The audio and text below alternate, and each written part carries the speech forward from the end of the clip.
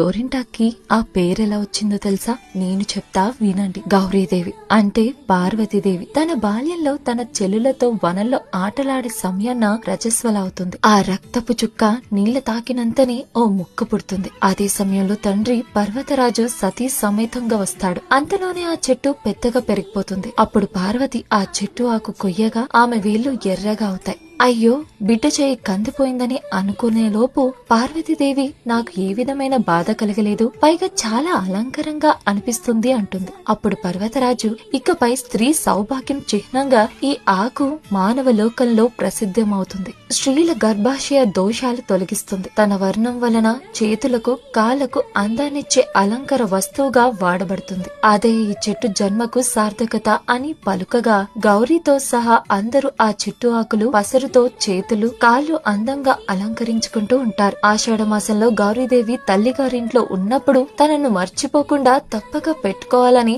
ఆ చెట్టు కోరిందట. ఆ విధంగా గౌరీ ఇంటి ఆకు కాస్త గోరింటాకయింది.